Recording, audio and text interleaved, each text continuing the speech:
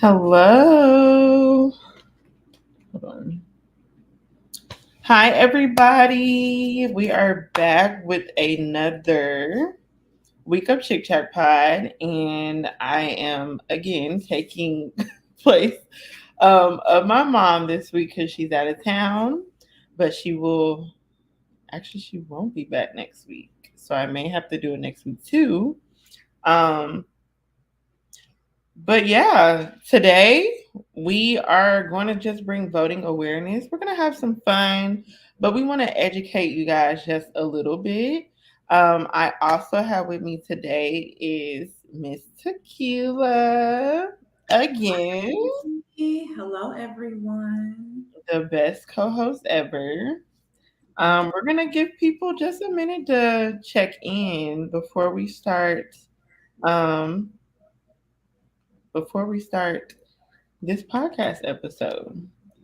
I also need to make sure that everybody is watching. So give us a few minutes, come check in, tell us where you're checking in from, and we will get started. Did you go out and vote yet, Miss Tequila? I did. I actually went out on Friday. So the lines were extremely long. Mm-hmm. We looked at it as like, hey, it's a sacrifice. So little sacrifice of our time. So let's do it. We got it. Yeah, and that's okay. That's right.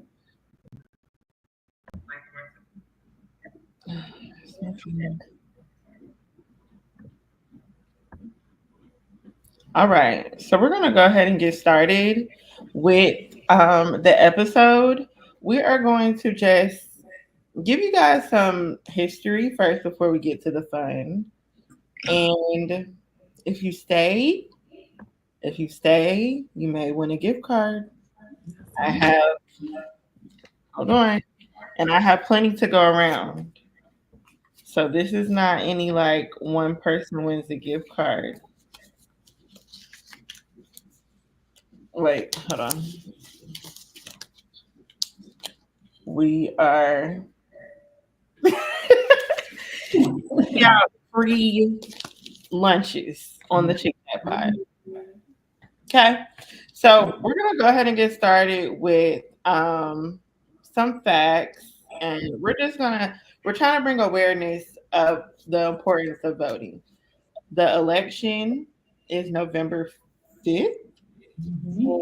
Um, we're just bringing awareness because this is a very important, you know, election. I know for me, it's overwhelming for me. Like, I don't know why this specific election is just bringing me so much like anxiety, but I made sure I did my early voting, and we're just trying to bring awareness to you guys so you guys can go out and vote effectively. That's right.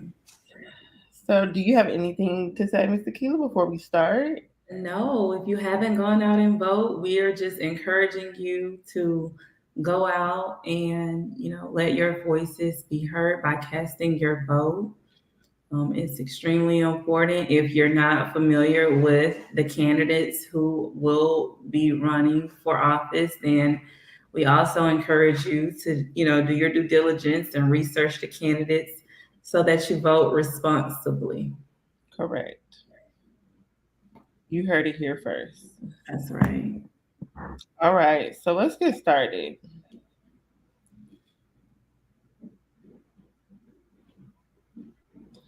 So, I'm just gonna start with why does every vote count? Um, Back in 2000, the U.S. presidential election between George W. Bush and Al Gore, the outcome hinged on a few hundred votes in Florida. Ultimately, the Supreme Court decided the winner in one of the races in history. This example highlights how a few hundred votes can determine the leader of an entire nation. That means if one of the presidential candidates um, win by one and you didn't vote, you could be that one person that could have made, Huge impact. yes, a big difference. So Yes. that just that just goes to say it literally takes 2 minutes when you, I know you probably stand in a line for Mhm. a minute, but when you get to the ballot, it literally takes 2 minutes to vote and then you're done. That's You're done. right. That's it. That's right. So the power of swing votes, states that can lean either Democratic or Republican in any given election, every vote carries extra weight. These states like Pennsylvania, Florida, and Wisconsin are often what decide presidential elections. A small shift in voter turnout in these areas can entirely change the national outcome. Mhm. Sorry.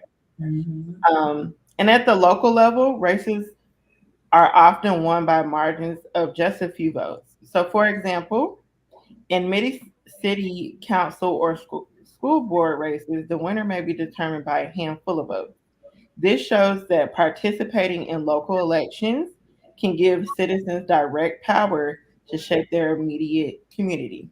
So, not only is a presidential election happening, you got governors, mayors, state officials, council members, everything that could affect your life going forward for the next 4 years is happening this week. So, like I said, it only takes 2 minutes when you get your ballot to vote on who you want to be or who you want to be represented for the next 4 years.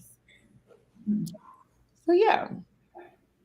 And then we're going to go to the history of voting rights and we'll let Miss Tequila take it away from there. We consider the history of voting rights. I think it's important to mention the Voting Rights Act of 1965, in which um, it was a landmark law that aimed to overcome legal barriers at the state and local levels that prevented African Americans from voting. It banned literacy tests that were previously required in Mm, order to vote, and just provided federal oversight, in states that had a history of discriminatory practices related to voting. And that act was crucial. It was a crucial turning point in making voting accessible to all. And so when we keep in mind the history, that's extremely important to remind everyone of why voting is extremely important, because of the sacrifices that were made to get to this point where as African Americans, you too can vote.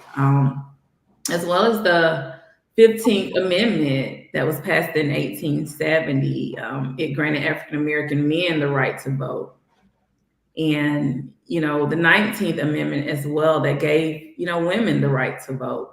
And so all of these important and, just ongoing efforts for voting rights. And today, activists like Stacey Abrams, who work to combat modern forms of voter suppression, to such as restrictive voter ID laws and voter roll purges. These efforts remind us that protecting voting rights at all costs is an ongoing struggle that requires public attention and advocacy. And so that's why, the history of voting is extremely important and for you to keep in mind as you exercise your right to vote. correct. And the importance of local elections are just as important as presidential elections. So you don't want to forget that because um, just like the president runs the country, local elections like the governor, the mayor, the school board, state council, they run what you have going on in the city. And that's important for somebody to be elected because it's close to home, basically. So, local elections determine policies on critical issues such as public school transportation, zoning laws, um, and school funding, issues that impact residents' daily lives. For example, city councils make decisions about affordable housing projects, and public safety measures directly affecting community members. And local officials such as mayors, city council members, school board representatives shape policies within their jurisdictions. School boards can make decisions about the curriculum, budgeting, and policies that affect students, teachers, and parents directly. A lot of people have a lot of opinions on like local county government officials, um, because they're pouring into our educations, they're pouring into our buildings, the roads, all that. Like it's very important. You want to elect somebody critical and important just to get those jobs done. So low turnout means higher impact. Since local elections tend to have lower turnout, each vote carries more weight. In many cities, elections have been decided by fewer than 50 votes. By participating in these elections, residents have an amplified impact on shaping their communities. So the smaller the city, the more impactful your vote is. That's right. That's right. Mhm. And let's talk about, understanding ballot measures, Jada. Um, Ballot measures allow voters to directly approve or reject specific policies or funding proposals. It's the process that gives voters a say in specific laws, from school funding to healthcare expansions, just making ballot measures the direct exercise of democracy. Types of measures such as bonds, taxes, reforms. Common ballot measures include bond issues that fund large projects like schools and parks, tax proposals, reform initiatives. In fact, voters in certain states have approved measures to increase wages, expand healthcare coverage, things of that nature. Mhm. Research before you vote, and ballot measures are often written in complex language, so it's essential to conduct research prior to going out there. But voters should check reliable sources or guidelines to understand what a yes or no vote really means prior to going out there and just filling in the ballot. Right. And when we vote, we're voting in unity. So it's very important that you realize that we're voting as one whole, basically one whole person. Like we have to come together in order to make something happen. So we're voting in unity. So examples like the civil rights movement or marriage equality shows how collective voting can shape the nation. When communities rally behind a cause and vote with a unified voice, they can pass transformative policies and create lasting change. A lot of change happens in what's going on right now. So we have, like, as the days go by, we have more and more groups, more and more activists, more and more people Mhm. who have different outlooks of what the world should be. And in order to be heard, voting is your way of being heard, basically. That's right. So, in recent years, unified voting has led to significant changes, such as the legalization of marijuana in various states, raising minimum wages, and enacting environmental protections. These examples demonstrate that when voters come together, they can impact both social and economic policies. And grassroots organizations often help communities mobilize around issues they care about, encouraging high voter turnout and support of specific measures. Community-driven efforts amplify the power of each vote, showing that organized efforts can yield powerful results. That's right. And we want to also bring your awareness to voter suppression, because voter suppression is a common barrier to voting, and there are voter ID laws, um, things such as long lines at the polling places that I mentioned earlier when Jada asked me, prior to coming on set, had I voted yet? And I mentioned the long lines at the polls. But those are barriers, that can deter people from voting. And, discussing these things with you will kind of help you to gauge what to expect. But just keep in mind that we don't want those things to deter you, and they shouldn't deter you from voting. There are just challenges that you will face, but knowing your rights as a voter, and understanding that you can request a provisional ballot, if you deem it necessary when you encounter issues at the polls. Knowing your rights can help you to vote confidently.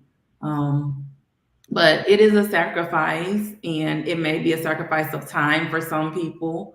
It may be a sacrifice of income. You may have to take time off of work to go and vote, but there are resources available for you to help you overcome suppression, and organizations such as the ACLU and Election Protection, that offers assistance to voters who are facing challenges. And we just want to encourage you to do your research and know that suppression exists, and awareness of it can help you to combat some of the suppression that you may encounter when you go out there to vote.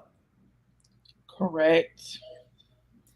And that just goes to say, you always want to be prepared when it comes to election days like these.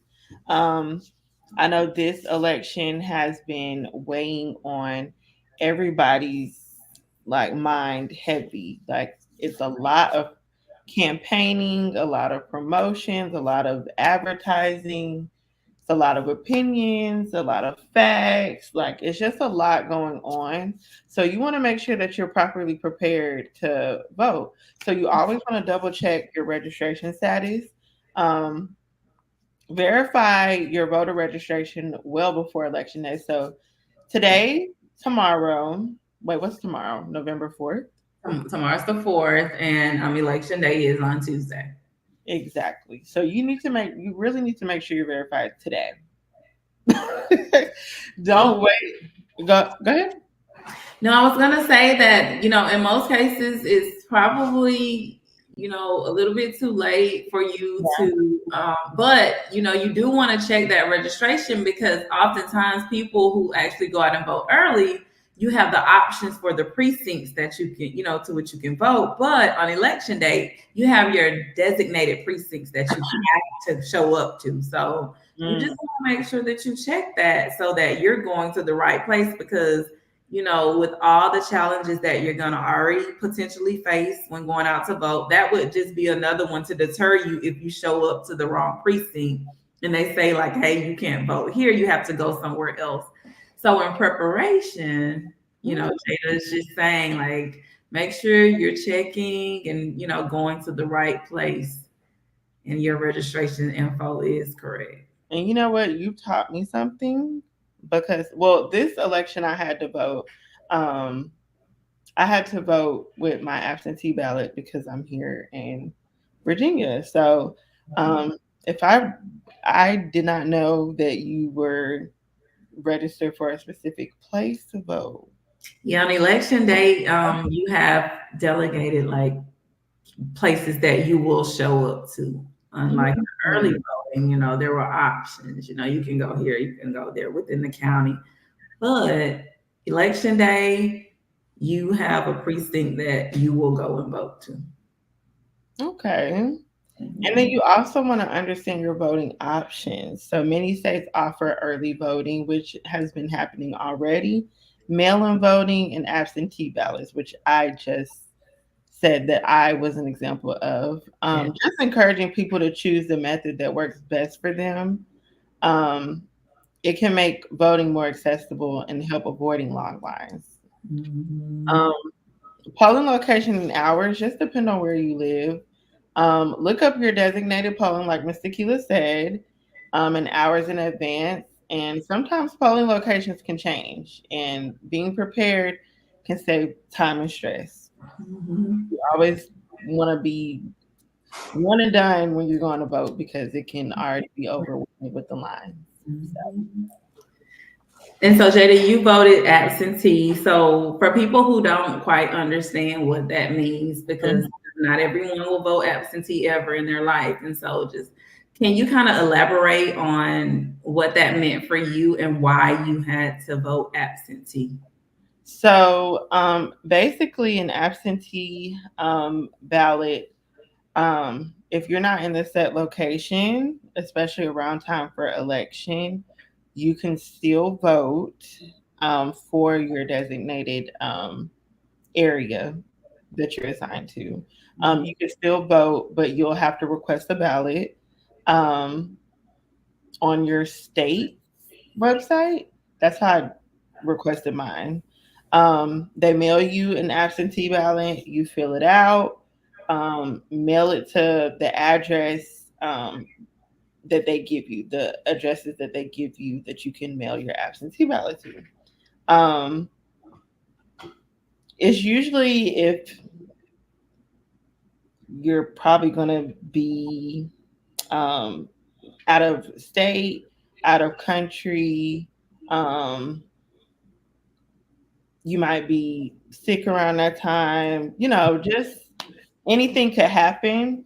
So I always encourage people to just do it early so you can get. You never know what you have to do on election day.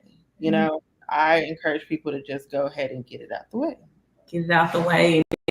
It secured your vote for sure, right? I didn't have to stand in the line.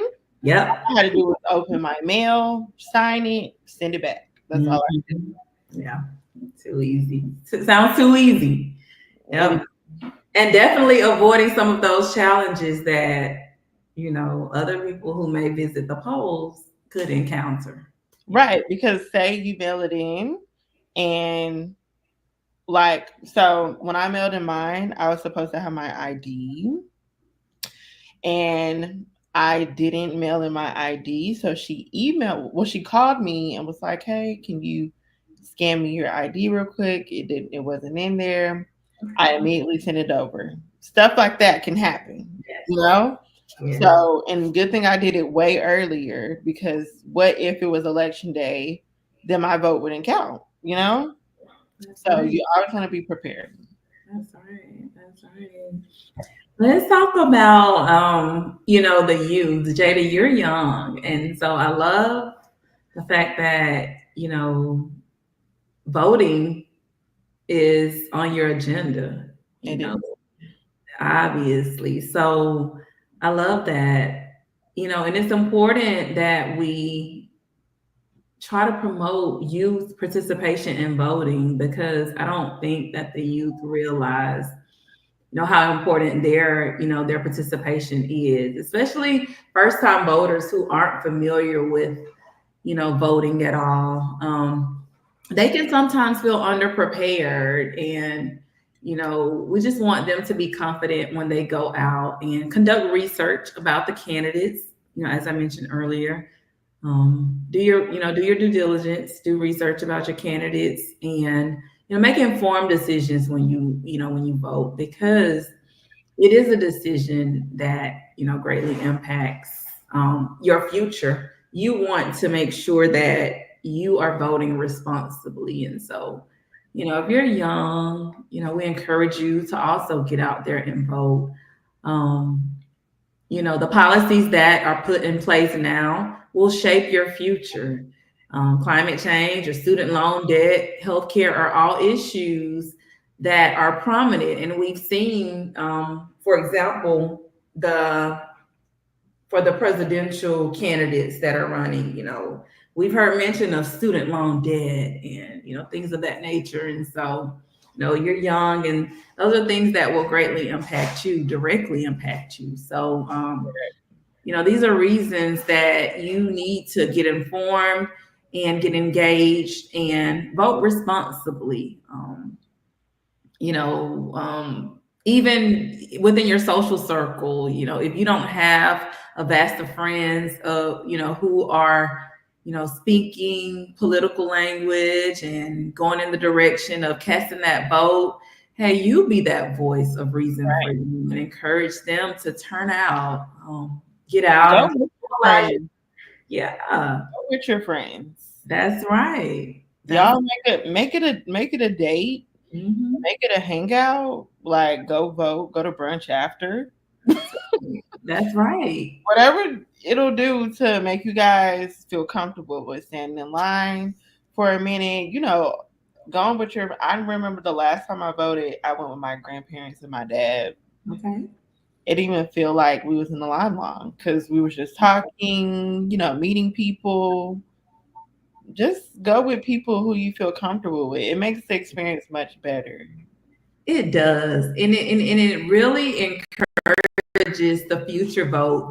When you can make it like an outing or, make an event out of it, then it gives you something to do. And so that's something you can look forward to in the future, not just going out to just cast a vote, but hey, we're going out to do this together as a family unit or as a social unit. We're going out to cast this vote and you're making impact. And so that's the ultimate goal, is to make impact and be responsible in doing so. But yeah, encourage your friends, your families to go out with you if they're not speaking that same language as you.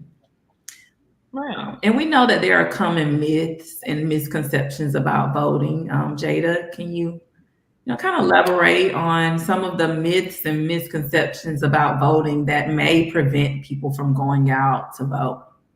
So I have the top three myths because, especially in this election, it's been a lot of debates. It's been a lot of going back and forth about this election, and a lot of people that I have encountered with. Some people are saying my vote doesn't matter. Mm, When, my vote doesn't matter. Come on, y'all. Like many elections have been decided by a small margin. Like I said earlier, back in 2000 with the presidential election, one of the candidates lost by a few hundred votes. It's just very important. Like, that's when your vote starts to count. Like, mhm. all votes count, but when it's like real close, which I feel like this election is going to be real close for some reason, um, you your vote will count. So if you feel like your vote doesn't matter and you don't go vote, and you wanted a specific person to win and they don't because they lost by a couple people and you didn't go vote, it's going to be some type of guilt. Yeah, you're definitely gonna feel some sense of Guilt. responsibility. Yeah. Like it's just your vote matters. It doesn't matter if it's in high school and you're voting for prom queen or the homecoming court. Your vote is going to matter because they might need that extra one vote. You Mhm. know. Mhm. So the only presidential uh, the only presidential election matters. Yeah, people think that. That you hear that a lot. Like it's only the presidential election that matters. And so people don't show up for like the local, Right. elections thinking that, hey, this is the only election that matters. But no. No, it's not. Like again, like we said earlier, the smaller the city or the lower the government, like the state, the city, your votes are more impactful in Yes. those areas. So just as important as your presidential vote, your local vote is too. Your state vote, your any type of vote. Because those are at that level, at the local level, you think about it like it's locally. So that's in your city, that's in your county. So you're directly being impacted. Yes, absolutely. Yes. Absolutely. And then some say that voter fraud is rampant. So it's crazy because I seen something where I want to say it's in Milwaukee that somebody set like some ballots on fire. I saw that. I thought I did. I saw that as well. That, Canada? huh? Was it Canada? No, I thought it was Milwaukee. I Okay, you saw it in Milwaukee. Okay. Yes, like it's it's really crazy, and that's another reason why your vote matters. Like now they don't basically those votes really don't count if we don't have no we don't know who voted and who didn't vote to where all their stuff is burned. Like it's kind of heartbreaking that the world is coming to what it is right now. Um, so that just goes to say that voter fraud is extremely rare. Voting systems have multiple safeguards, and each state has oversight measures in place to ensure the integrity of the voting process. So that,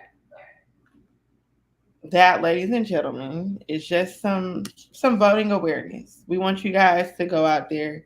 We want you guys to be in good spirits to vote, basically. Right. Don't spread it. This is very important. And we just want you guys to feel comfortable enough to have some type of education on why your vote matters. Mhm. Right? Right. That's right. So now It's trivia time. it is trivia time.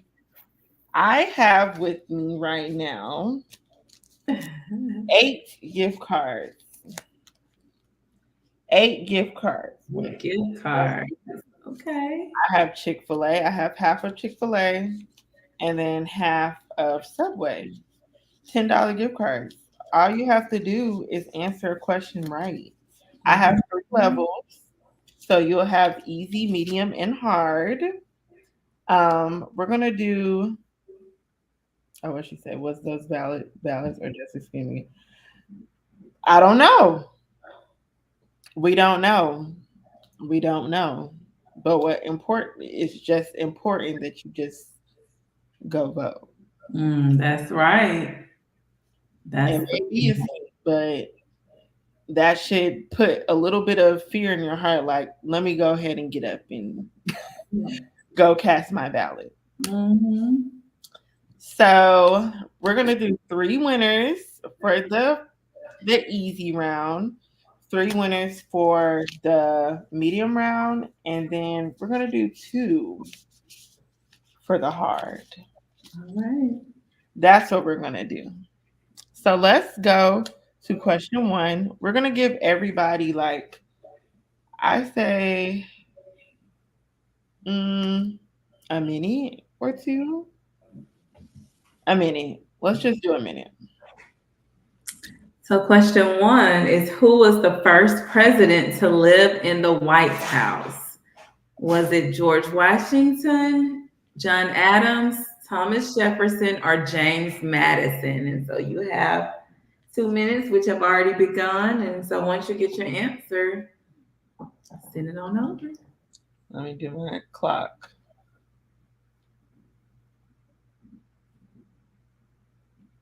timer.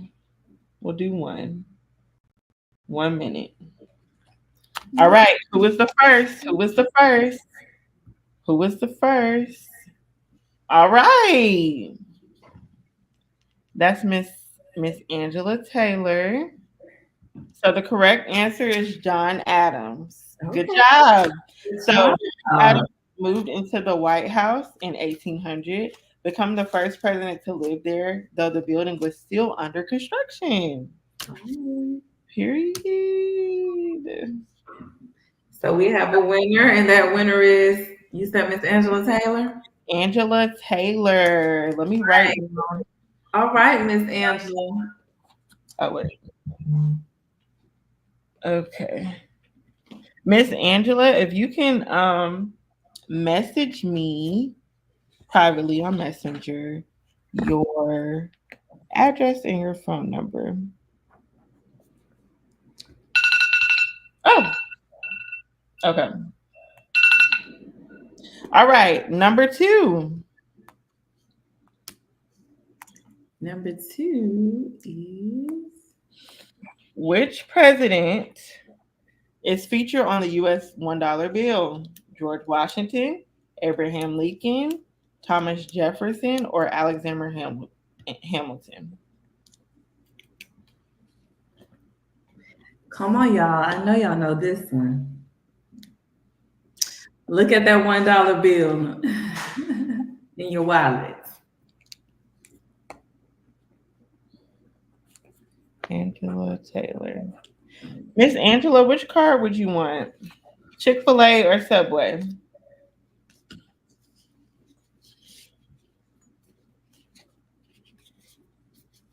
Yes. And if you won once, you can't win again. So which card would you want? Would you want Chick-fil-A or do you want Subway? So I can go ahead and put you on. Nobody knows the answer? I know we have an answer for that one. You guys don't know who's on the dollar bill? Come on, y'all. A. All right. There we go. There we go. There we Have go. an There we answer. go. There we go. I was gonna Okay, say, Demetra. Demetra, would you like a Chick-fil-A or Subway? Congratulations, Demetra. Miss Demetra got it. We got one more question in the easy round. Demetra Slay. Chick-fil-A. All right, that was the last Chick-fil-A for the first round. So now, question three. Wait, let me put up the answer first. So, you guys, it is George Washington. And George Washington, the first U.S. president, has been featured on the $1 bill since 1869, making it one of the oldest banknote designs. Period. Okay, so let me do a little cleanup. So if you already answered and won, you can't answer and win again. Let's give people a chance to, you know, get it right. So we have one more question for the easy round. How many terms can a U.S. president serve? A1, B2, C3, or D unlimited? Hmm. How many terms can a U.S. president serve? Nisi got it. Period.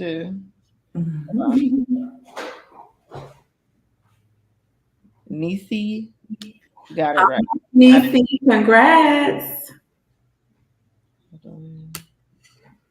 Yeah, I'm producing and Oh, producing and honey. all right. So Nisi, you have a Subway gift card. Let me make sure I got you.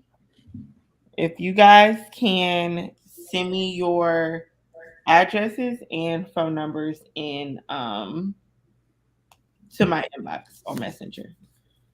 All right, round two. This is the medium questions. The medium questions. This time,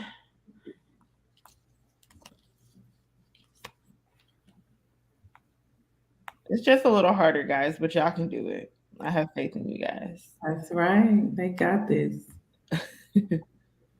Okay.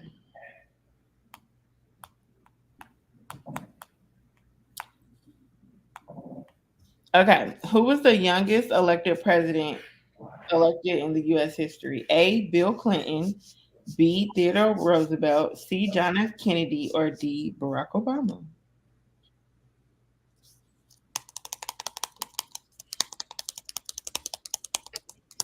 Y'all can do it. All right, y'all got this one.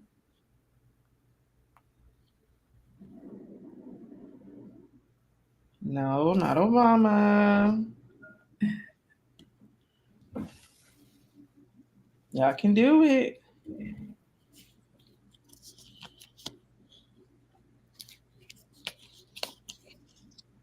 Oh, let me start my timer.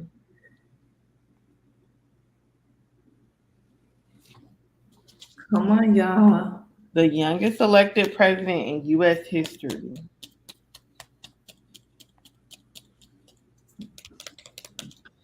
Y'all got 40 seconds. Bill Clinton, Theodore Roosevelt, John F. Kennedy, or Barack Obama.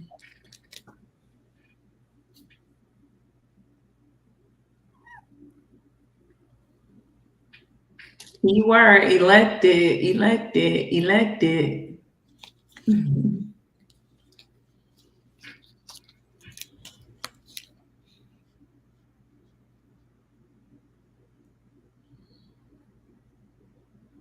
Nobody knows?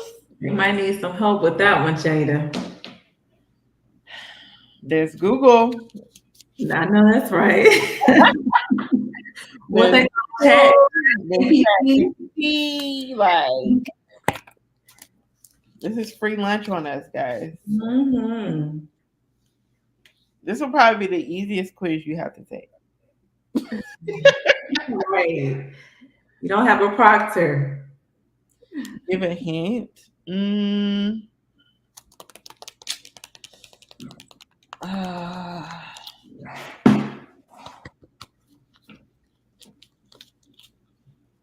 Uh, he was assassinated.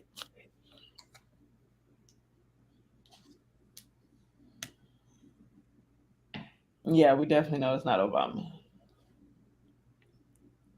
He was assassinated, guys. He has his own museum.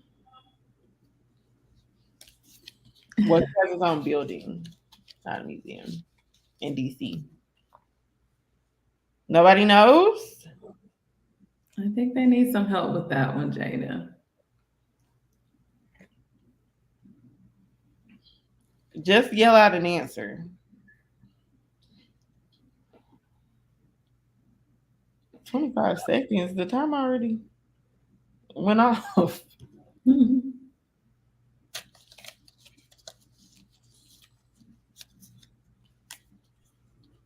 Okay.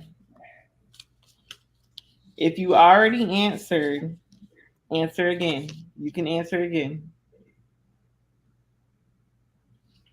His wife was, yes, Nisi. Good job, Niecy. Now, Nisi, do you want a Chick-fil-A or Subway? You already have a Subway. So, do you want the opposite or do you want another sub?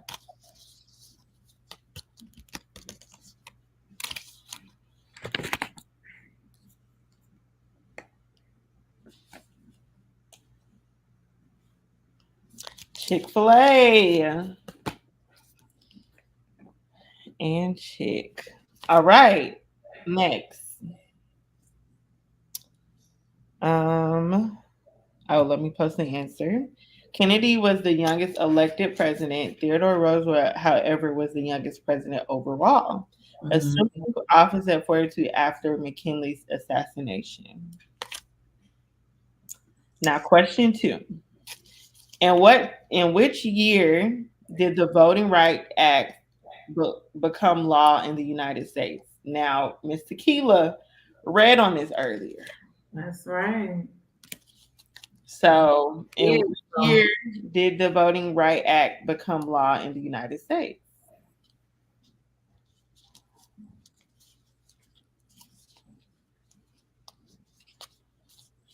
Oh, okay.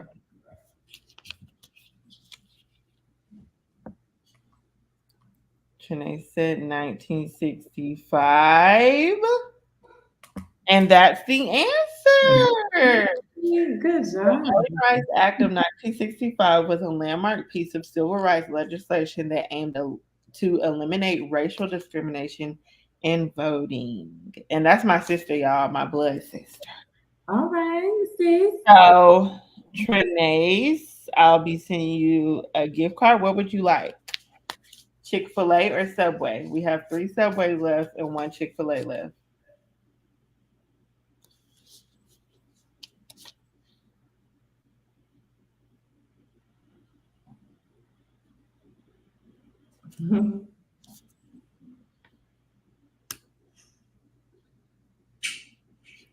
What she said?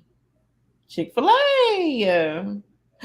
Now my light just went on. Okay. So now, was that number 3? No. The next one is Okay. Number 3 for the last of the medium hard ones. Okay. Who was the first African American to run as a major party candidate for U.S. president?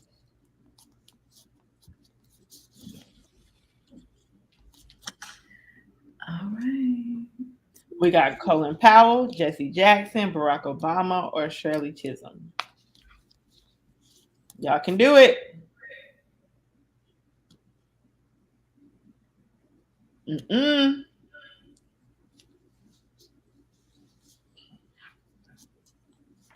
The first African American. African American is the key word here.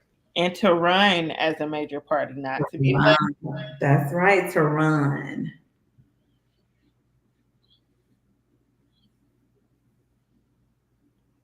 for presidency.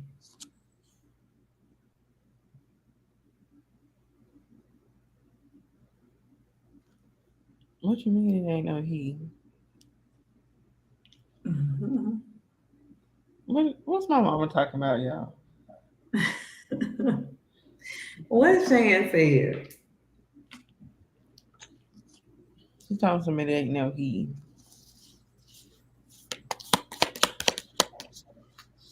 Hmm. Just throw something out, guys. Throw Mhm. something out. Who y'all think? You have the multiple choice. You have Colin Powell, you have Jesse Jackson, Barack Obama, and Shirley Chisholm.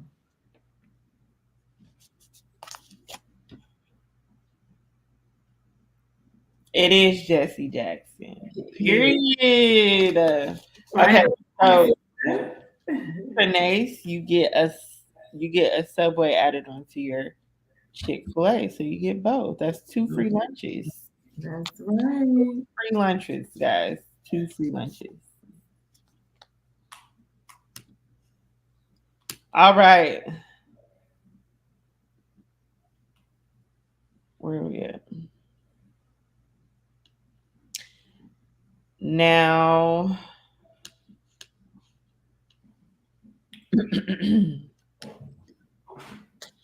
Jesse Jackson ran for the Democratic nomination in 1984 and 1988, making history as the first African American with a major party campaign.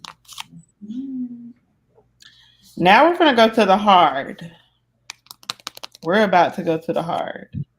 I need everybody sitting up front. It wasn't Shirley, mommy.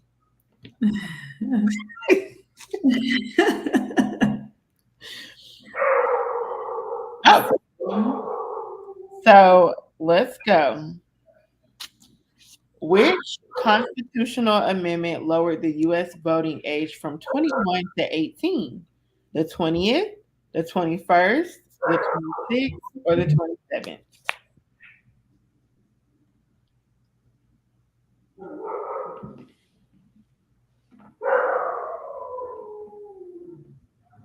That's not Brandy, mom.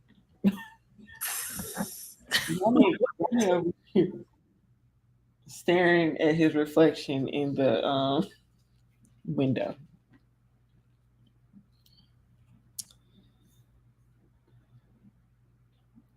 26. All right, y'all. It's like 4 people on here. Nobody knows the rest of the answers. Come on, y'all. I can't let Trinace get all these cards now. Trinace, for the next question, let's see if somebody else knows. But we'll get you. Hmm. I'm gonna keep the Chick-fil-A. We'll do another sub for you.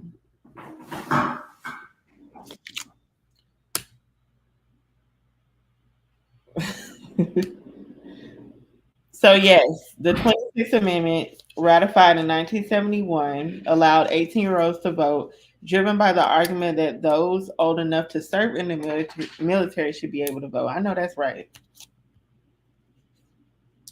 All right, we're down to the last two questions, y'all. Which president won the largest popular vote margin in the U.S. history? A. Richard Nixon, B. Franklin D. Roosevelt, C. Ronald Reagan, or D. Lyndon B. Johnson?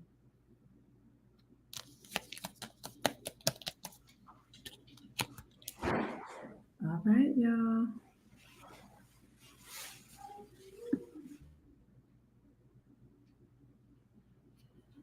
Y'all have a minute. Let's go.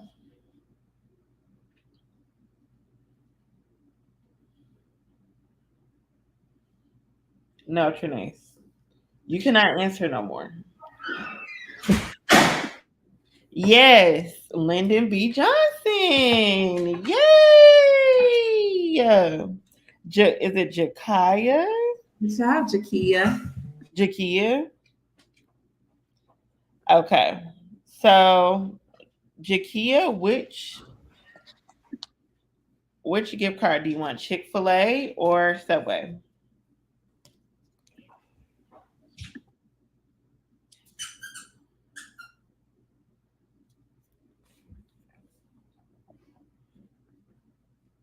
And if you could message me on either of the social media accounts that you see below, that's on the banner below, send me your address, your name, and your phone number. And we got you down for a Chick-fil-A. Period. Congrats, Kia. We love free money. We love free lunch. That's right. All right. Lyndon B. Johnson in 1964 won by over 15 million votes, the largest popular vote margin in a presidential election to date. The largest. Now, question 3. Who was the first female vice presidential candidate on a major party ticket? Don't think too hard.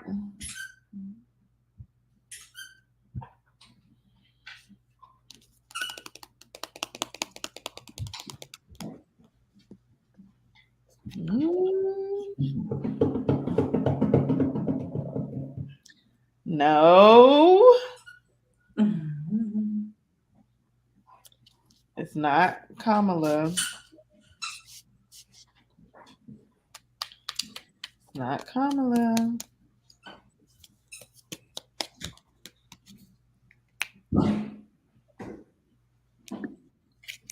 Who was the first female vice presidential candidate on a major party ticket? Yes, Geraldine Ferraro. Miss Angela Taylor got it. Good So, job, Angela. Miss Angela, you'll get a Subway added onto your Chick-fil-A. Not, my mom is crazy.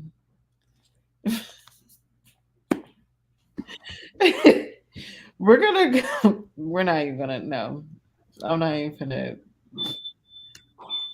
So yes, she ran as the Democratic vice presidential candidate with Walter Mondale, marking a historic moment for women in politics.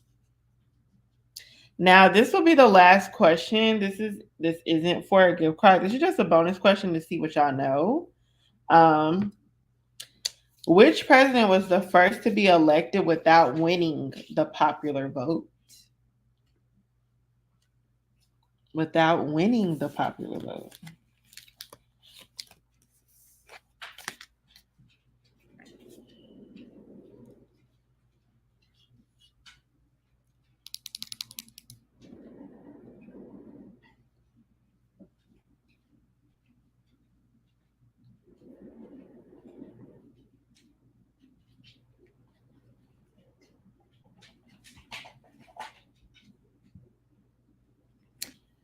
So we got A. John Quincy Adams, B.